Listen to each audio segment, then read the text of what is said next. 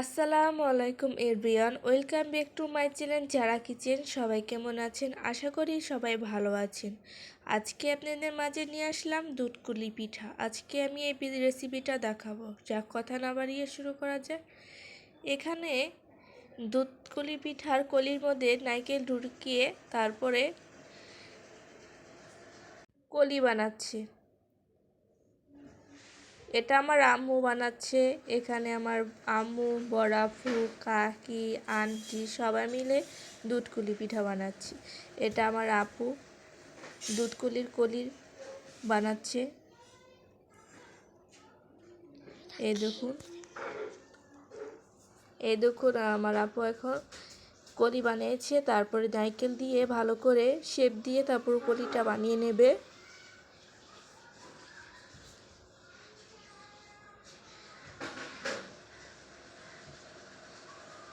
এই দেখুন কলিগুলো বানিয়ে নিয়েছি। তারপর বানালো সেমাই কেটে নিচ্ছে। এই দেখুন সেমাই কেটে নিচ্ছে।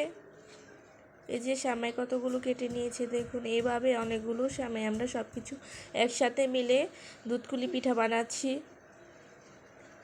তারপরে আমি দুধটা আগে থেকে চুলায় বসিয়ে দিয়েছি। এই দেখুন দুধটা বলক এসেও পড়েছে। আবার দুধটাকে ভালো করে আমি জাল দিয়ে নিয়েছি। তার সাথে আমি এখানে খেজুরা মিঠাই পানিতে দিয়ে তারপর ভালো করে জাল করে নিয়েছি। মিঠা জাল দেওয়া হয়ে গেছে। এখন আমি দিয়ে দিলাম সেমাইগুলো দিয়ে ভালো করে এগুলো একটু জাল দিয়ে তারপরে দিয়ে দেব সেমাইয়ের সাথে কলি।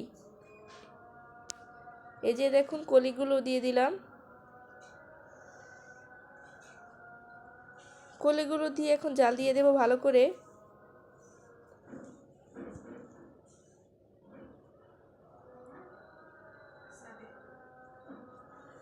দেওয়ার পরে এখানে দিব দুধ মিশিয়ে দেব। দুধ মিশিয়ে যে ভালো করে নাড়াচাড়া দিয়ে দুধ মিশিয়ে নিয়ে এলাম।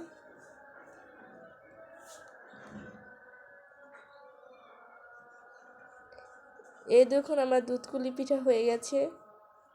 কত সুন্দর কালার হয়েছে।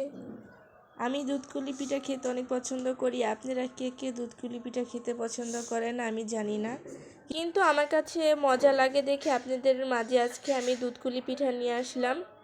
আপনাদের যদি এভাবে ভালো লাগে তাহলে বানিয়ে খেতে পারেন। সবাই ভালো থাকবেন, সুস্থ থাকবেন, সবাই আমার পাশে থাকবেন, লাইক কমেন্ট শেয়ার করবেন।